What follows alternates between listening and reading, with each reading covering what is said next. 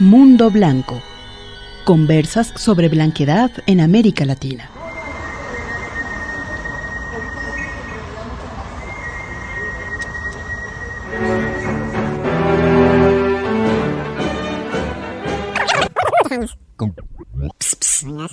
Ven, escuchemos qué tan blanco es tu mundo.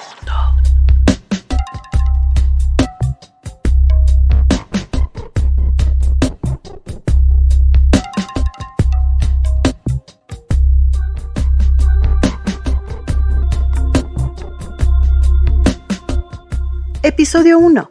Es urgente tomárnoslo en serio.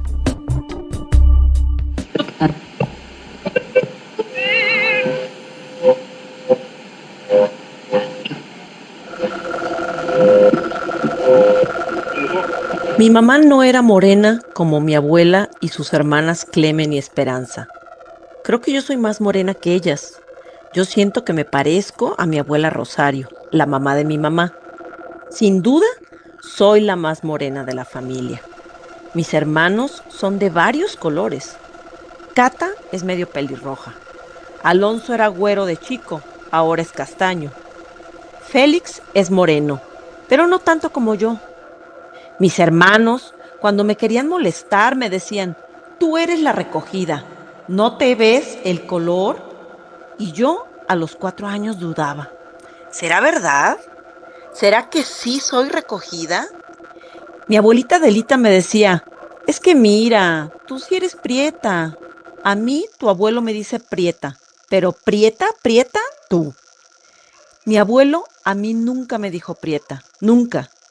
Solo le decía prieta a Adelita. Mi mamá me rogaba no me asoleara. Pero, ¿qué necesidad tienes de ponerte de ese color? Si a mí me da el sol unas horas, me pongo muy morena, como si llevara un año en la playa. Texto, ¿y tú qué haces aquí? Color de piel y racismo en la clase alta mexicana. Libro de Eugenia Iturriaga Acevedo.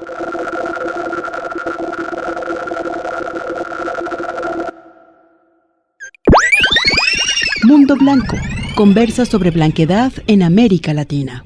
En el censo brasileño del 2022, la población que se autoidentifica como blanca representa el 43.5% del total de la población, mientras que los mestizos, también llamados pardos, constituyen la mayoría con un 45.3%, según el Instituto Brasileño de Geografía y Estadística. Y por ejemplo, en México no existe un censo oficial en este país que registre específicamente el número de personas blancas. Pero, según el estudio de PERLA, Project of Ethnicity and Race in Latin America, por las siglas en inglés, a mayor años de escolaridad, es decir, mientras más estudies, es más probable que te identifiques o las personas se identifiquen como personas mestizas. También, de acuerdo a esta investigación, las personas que se identifican como blancas no son las de piel más clara, sino los de tonos de piel intermedio, es decir, las personas morenas o morenas claras.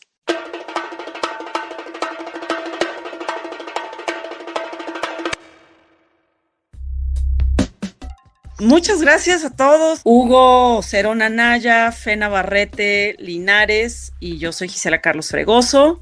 Hugo, ¿por qué nos debería de importar este tema? Me parece central en esta discusión. Tratar de clarificar mi percepción en las redes sociales es que el tema está presente, pero en un porcentaje muy alto acaba siendo una discusión de meramente estética, de belleza, de quién es la chica guapa, quién es el galán del asunto, y me parece que esa es la parte más banal de la discusión sobre el tema. A mí me parece que si pensamos en la blanquitud, en la blanquedad, y más adelante en los siguientes episodios diversos colegas irán clarificando sus posiciones y sus conceptos. Pero si pensamos en este tema, me parece que no es un mero tema de simple belleza. Me parece que cuando empezamos a ver datos, como algunos de los que se presentaron al inicio del podcast, y se irán presentando en diferentes sesiones, lo que tenemos más que una cuestión banal y casi de un racismo, y lo voy a decir entre comillas, un racismo invertido. Más bien el tema tiene que ver con dos polos: el polo de oportunidades y recursos por un lado y el polo de la muerte prematura por otro. Cuando entramos de una forma seria y vemos los datos y vemos los trabajos nuevos, relativamente nuevos, y algunos no tan nuevos, como veremos en otros capítulos, lo que empieza a aparecer es una dimensión que tiene que ver con cómo es que en las sociedades latinoamericanas se reparten los recursos y a dónde van. En qué colonia uno puede salir rápidamente porque las calles están pavimentadas y hay acceso a la educación, salud, etcétera, y en cuál no. Y en cuál colonia se requiere horas de transporte público para llegar al trabajo y no hay oportunidades. Me parece, desde mi punto de vista, eso es la razón por la cual tenemos que entrar a este debate. Hugo Cerón Anaya es un hombre mestizo, ciclista, doctor en sociología por la Universidad de Essex, Inglaterra, originario de la Ciudad de México y conocedor de unos buenos tacos al pastor. Fe, ¿qué piensas al respecto? Cuéntanos, ¿por qué esto debería de ser un tema importante? Porque mucha gente dice, en un país donde hay un montón de gente desaparecida, en un país donde el cambio climático, en un país donde la violencia se recrudece, y ustedes están hablando de esto. Yo lo he escuchado, a mí me han dicho de gente académica y no académica, ¿no? Entonces, ¿cuál sería tu opinión al respecto? Bueno, pues es un gusto estar con ustedes, Hugo y Gisela, en este podcast y en este proyecto. Y bueno, yo creo que justamente lo que nos une es la convicción de que hablar de la blanquitud, de la blanquedad, es ponerle un nombre y empezar a pensar seriamente justamente lo que decía Hugo, quiénes son los grupos que están hasta arriba de nuestros órdenes sociales, quiénes son los grupos que reciben más recursos, que ocupan las posiciones más favorables, que tienen las mayores ventajas, y qué significa pertenecer a esos grupos privilegiados. Yo creo que, desde luego, en Latinoamérica es mucho más visible pues la marginación de los grupos racializados, ¿no? De las personas que llamamos negras de origen africano, las personas que llamamos indias o indígenas, los pueblos originarios, que sufren despojos, que sufren violencia, que, como bien decía Hugo, ven sus vidas acortadas por un sistema racista que los discrimina y los violenta de manera cotidiana.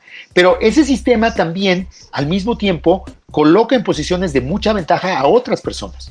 Así como mata a unas, protege a otras. Así como le quita recursos a unos, se los da a otras. Así como le dificulta el transporte, le dificulta la vida cotidiana a unas, se las facilita a otras. Y justamente cuando hablamos de blanquitud y de blanquedad, estamos hablando de esas figuras que están, de esas personas que están en esa posición ventajosa y que suelen tener ciertos rasgos en común.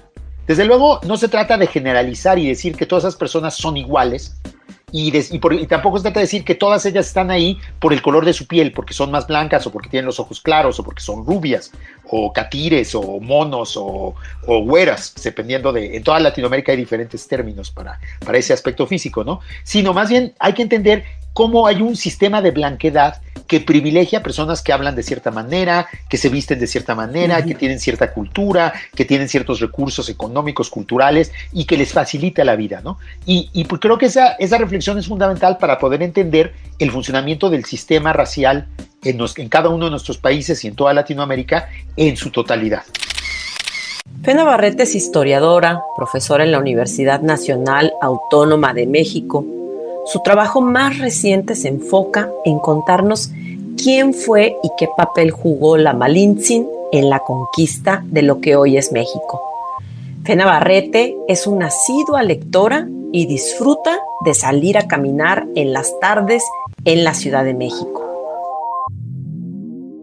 A mí me parece también relevante hablar sobre esto ponerlo sobre la mesa y sobre la discusión para mucha gente, porque también creo que en países como México, como Colombia, donde decimos, bueno, se ha construido este mito de que todos somos mezclados, todos somos mestizos, como que por un lado no está claro, ¿no? Dicen la gente blanca es más privilegiada y luego viene alguien y te dice, no, pero yo soy una persona blanca y soy de la periferia de la ciudad de Guadalajara, Jalisco, en México, ¿no? O yo soy güero de rancho, etcétera, ¿no? Entonces no está claro cómo se construyen, digamos, esos privilegios, ¿no? Si tú le dices a la gente, toda la gente de poder es blanca, bueno, no nada más es eso, ¿no?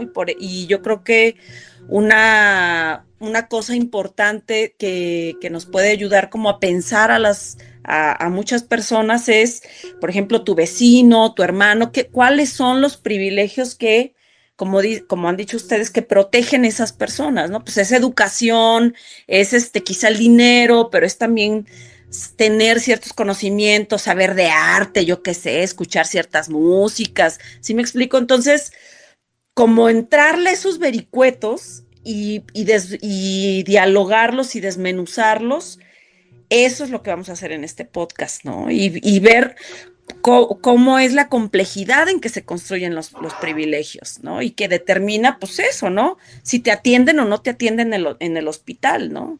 Si te dan acceso, si te atienden más rápido cuando vas a tramitar un acta de nacimiento.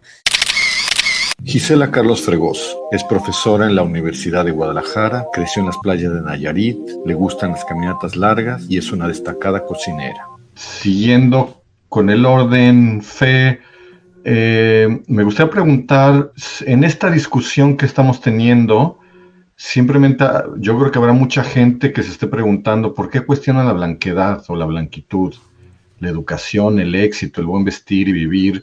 Si algunas personas pensarán, si a mí me costó mucho trabajo adquirirlo, y seguirán pensando, tuve que pasar por colegios muy exigentes, tuve que trabajar muy duro, a mí nadie me ha regalado nada. ¿No será que esta discusión cuestiona la blanquedad, que cuestiona la blanquedad es cuestionar el mérito mismo, el esfuerzo, el trabajo arduo que le ha costado a la gente llegar a donde está? ¿Qué piensas de esta pregunta, Fe? Bueno, creo que justamente el punto de reflexionar sobre qué significa la blanquedad y qué significa esta posición de privilegio que se asocia con formas de ser, con formas de comportarse, con formas de conocimiento, con posiciones sociales, es justamente también cuestionar esta ideología de la meritocracia, ¿no? La ideología de la meritocracia, que es muy dominante en todas las sociedades capitalistas, no solo en América Latina, sino en todo el mundo, pues establece que finalmente el destino que tenemos como sociedad, como individuos en la sociedad, depende de nuestro trabajo individual, de nuestro esfuerzo singular, de nuestro empeño, de estudiar muy duro, de trabajar muy duro, de ahorrar, de salir adelante, ¿no? Y entonces esa ideología individualista, lo que sirve, entre otras cosas, es para opacar o para que no veamos las diferencias estructurales que determinan nuestra vida en mucho sentido, más allá de esta voluntad individual, ¿no? O sea, finalmente, la gente que nace en posiciones sociales de desventaja tiene mucho más dificultad para ascender socialmente por más ganas que le eche, por más que siga las reglas de la meritocracia. Y entonces creo que es muy importante cuestionar eso porque finalmente el problema de la desigualdad no se va a resolver con pura meritocracia, se va a resolver con cambios sociales más profundos. Y también es importante entender cómo la meritocracia, esta idea de la buena educación, del buen trabajo, no es neutra, sino que está asociada a la blanquedad. Finalmente, lo que asociamos como tener buena educación es tener una cultura más europeizada, es hablar inglés y francés, además de castellano o portugués, es tener una cultura más, vestirse a la moda que se define en Europa y en el norte global y no necesariamente las maneras de vestir de nuestras regiones. Es decir, el mérito tiene un color en América Latina y el color del mérito es el de la blanquedad.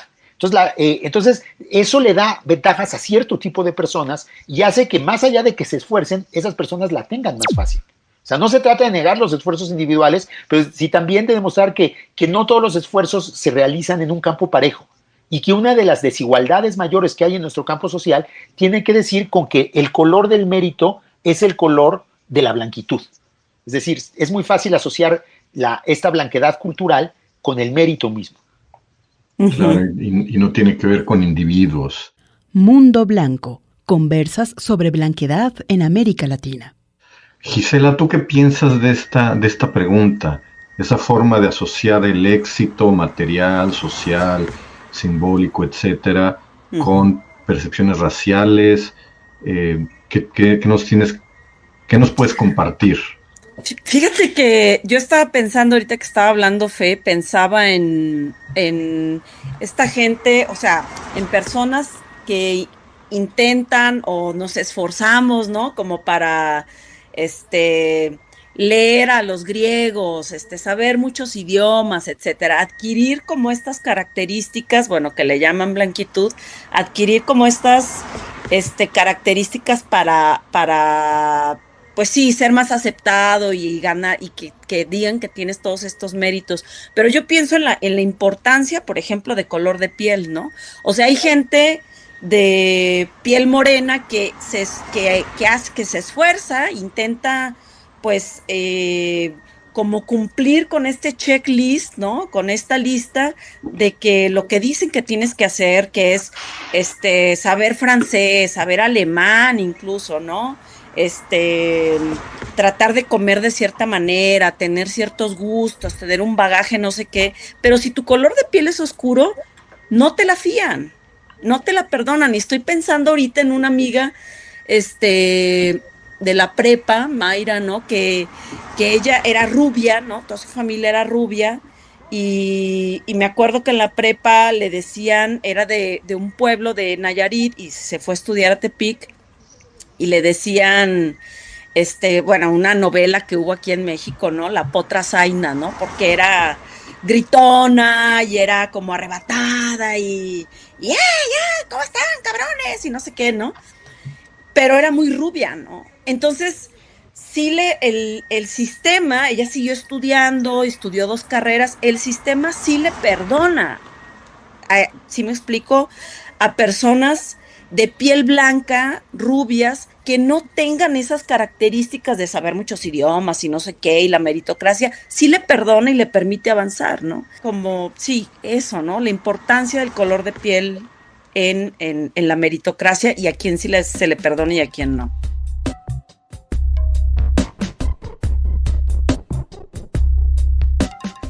Yo me quedo pensando en esto que los dos hablan, en esta discusión muy fuerte en las ciencias sociales y cómo de ahí transmina a la gente que hace investigación de políticas públicas y que eventualmente termina en políticas públicas aplicadas. Esta discusión de la educación y el capital, lo que llaman el capital cultural. Este término acuñado en los años 70 como esos elementos que se cruzan con la clase y como se mencionó en un principio, hablar ciertos idiomas, lo que ahorita Gisela tú mencionabas de comportarse de alguna forma, todo eso se lee o se ha hecho una gran investigación sobre capital cultural, asumiendo que en espacios educativos y mientras más prestigiados, más insistente es la necesidad o más imperante es la necesidad de tener un capital cultural extenso, se premia el saber múltiples idiomas de origen europeo, el haber viajado, conocido estas capitales de Europa, pero en esta discusión nunca entró el elemento de cómo es que, como Gisela lo mencionas, percepciones sobre color de piel, percepciones sobre blancura y blanquitud son una piedra angular de la forma en que hemos medido.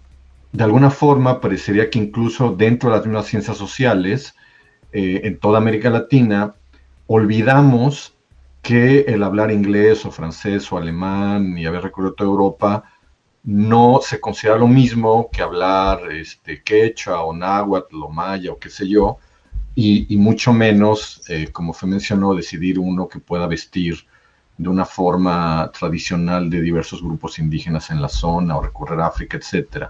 Hay este elemento constante que le otorga un valor diferente a ese supuesto capital educativo, de regambre cultural, sí está asociado con lo que consideramos como blanqueado, blanco, blanquitud. Ahí es donde ese capital adquiere una dimensión fundamental diferente.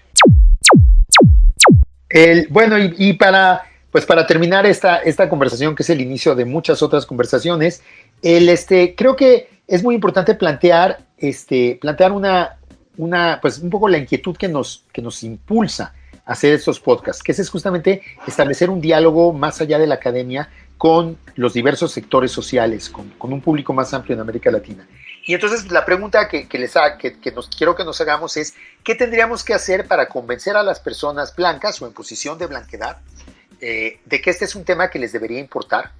¿Qué tendría que pasar para que reconociéramos que así como hemos construido personas sobre las personas indígenas, y pues que son generalmente negativos, o sobre las personas negras y afro, que también suelen ser negativos, hemos construido otros prejuicios sobre las personas más blancas que en general son más positivos? Entonces, por ejemplo, si decimos que las personas racializadas son flojas o son violentas, en general pues, solemos pensar que las personas blancas trabajan mejor o son más honestas. Y entonces hay una serie de prejuicios positivos que también habría que cuestionar, no para negar el valor de las personas, sino para entender cómo se configuran estas ideologías racistas en nuestra sociedad más amplia. Yo quiero traer a cuenta un caso, espero que lo diga así como en medio segundo. Hubo un caso aquí en Guadalajara, Jalisco, donde yo vivo, de una niña que le pusieron Alondra, no se llamaba Alondra, pero le pusieron Alondra, que estaba pidiendo dinero en una zona donde está la Cámara de Comercio, hay hoteles, etcétera. Entonces un chico pasó y dijo: señores, necesito su ayuda. Lanzó un tweet cuando existía Twitter. Necesito su ayuda. Hay una chica rubia pidiendo dinero y todas las personas que veo alrededor de ella son morenas. O sea, yo creo que la secuestraron, incluso le trasquilaron su cabello, ¿no? Como que se lo cortaron mal, ¿no? Eso se refiere el término trasquilar. Entonces, llegó la policía. Llegó el DIF, que es esta institución del gobierno de la familia y no sé qué, y que protege a los niños. Entonces llegó la policía, llegó el DIF y sustrajeron, ¿no? Retiraron a la menor. Ahí estaba su mamá, pero su mamá es morena, ¿no? La chica se llama Leslie. El chico supuso, el que denunció, supuso que como la vio güerita, que se llamaba Alondra, ¿no? Llegó el DIF, se llevó a la niña y se la quedó 6 meses hasta que se hicieron las pruebas de ADN que solicitó esta institución del gobierno. Entonces ya se la pudieron devolver a la mamá y le pidieron que diera una explicación, ¿no? Que por qué estaba la niña ahí, que entonces dijo, bueno, nosotros vendemos chicles, ¿no? Vendemos chicles y limpiamos vidrios pero a lo que voy con esto es que se espera que las personas blancas estén en ciertos lugares, estén haciendo ciertas cosas, que vivan de cierta manera. Y lo terrible es también el otro lado de la moneda, ¿no? Que se espera que ciertos cuerpos morenos o de piel oscura o de cierto origen, de cierta nacionalidad, estén haciendo otra cosa. Lo terrible de esto de la blanquedad es que si le damos la vuelta, es que, o de este caso, es que esperamos o nos parece muy normal que niños morenos, por ejemplo, estén pidiendo en la calle y no pasa nada. Porque creemos que ese es su lugar, así como este chico pensó que esta niña Leslie, que él pensó que se llamaba Alondra porque la vio rubia, ¿no? No debería de estar vendiendo chicles en la calle, porque es lo que se construye alrededor de lo que creemos que debe ser el lugar de los cuerpos blancos en un país como México o en países latinoamericanos, ¿no?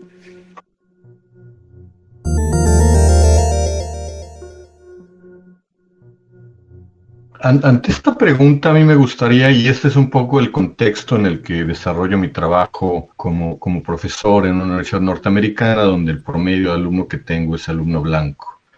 Y al llevar estos debates, de un tiempo atrás me surgió ese punto, y alguna vez lo llegaron a preguntar, ¿por qué un cuerpo blanco tendría que importarle y tendría que entrar en este debate y participar? Y a mí me parece que es una forma en que un cuerpo blanco puede completamente recuperar su humanidad. Los procesos de racialización tienden a generar estas ficciones sobre maldad, bondad, moralidad, trabajo, inteligencia o falta de ella, a diferentes cuerpos. Y si uno piensa detenidamente en este argumento, parecería que el tono de piel, las características físicas es lo que acaban determinando quién es uno en la vida. Si es más inteligente o menos inteligente, si es más moral o no. Y al pensar esto desde una posición de poder, por ejemplo, desde la posición de la blanquitud o la blanquedad, la gente tendría que detenerse a meditar cómo el proceso también los va deshumanizando. Si algo caracteriza a los humanos, y podemos irnos 17,000 años atrás a las primeras cuevas y tratar de entender qué es lo que hace a alguien humano, es justamente esa capacidad artística que siguen en pinturas por todo el mundo, representaciones animales, etcétera. Eso es lo que justamente caracteriza a los humanos, la capacidad inventiva, la capacidad creativa, las nociones estéticas. Y a mí me parece que el tema tendrá que importarle a alguien que esté en una condición de percibido, condición de blanquitud, de blanquedad en sus diferentes sociedades latinoamericanas, porque es una forma de reclamar enteramente lo que esta persona es, deshacerse de todas esas elementos que imponen ciertas nociones, expectativas, incluso podemos pensar en una jaula que aprisionan el espíritu humano, y al entrar en el debate, esa persona podría enteramente reclamar eso que lo hace ser humano, esa misma creatividad que podemos encontrar en cuevas hace 20,000 años, 17,000 años, es lo que el debate y la discusión y eventualmente el desmantelamiento de esta ideología es lo que lo permite a las personas recobrar justamente su espíritu creativo humano. Yo estoy de acuerdo con lo que acabas de decir, Hugo, y abundar un poco. Una de las personas que ha formulado los conceptos que estamos utilizando ahora, el concepto de blanquitud en particular, el filósofo ecuatoriano Bolívar Echeverría, señalaba que finalmente la blanquitud es una violencia que las personas se hacen a sí mismas, porque finalmente la blanquitud es asumir, como incorporar, hacer parte de uno mismo una serie de valores que pueden ser inclusive destructivos de la propia libertad, ¿no? Por ejemplo, esta obligación de ser individualista y por lo tanto egoísta y no cuidar por su comunidad, pues eso es una violencia de la blanquitud. Por ejemplo, es muy frecuente que en las ideologías meritocráticas, volviendo a nuestra discusión anterior, se enfatice que uno tiene que sufrir para llegar a una posición mejor en la sociedad, que las escuelas tienen que ser crueles y tienen que hacer sentirse miserables a los estudiantes, que la fábrica, el trabajo tiene que ser duro y uno tiene que sacrificar su vida personal para avanzar profesionalmente, y todo eso pues son formas de violencia contra la propia persona. Desde luego que tienen ventajas, desde luego que dan recompensas, ¿no? En términos económicos y en términos sociales, pero también vulneran a las personas. Es un poco como lo que sucede con la masculinidad, ¿no? Estamos muy conscientes de que en términos de género las personas femeninas están en una posición de desventaja, pero no hay que olvidar que las personas que ocupan las posiciones masculinas también están sufriendo violencia, que la masculinidad también es violencia contra las identidades de los hombres, ¿no? Que los obliga a comportarse de cierta manera, los obliga a tener comportamientos riesgosos que atentan contra su propio bienestar físico y emocional. Y entonces, pues eso es lo mismo con la blanquitud. En un sistema opresivo, finalmente, hasta las personas que están hasta arriba del sistema están oprimidas por el propio sistema, ¿no? Aunque tengan todas las otras ventajas. Y creo que eso es justamente de lo que queremos hablar para, pues, tratar de imaginar, pues, sistemas más justos donde no todos seamos violentadas o violentados por la estructura, por las estructuras en las que participamos. Y vamos a comenzar a discutir sobre qué es esto de la blanquedad y cómo se da, poner ejemplos, dar datos al respecto con muchísimas personas especialistas de distintos países de América Latina.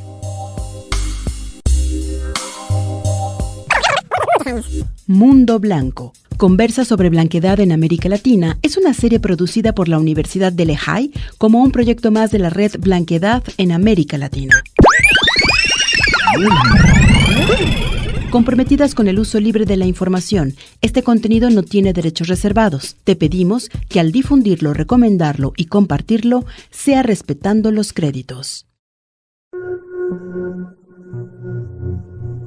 Producción ejecutiva y cuidado editorial, Hugo Cerón, Gisela Carlos y Fe Navarrete. Diseño sonoro, Jade Ramírez.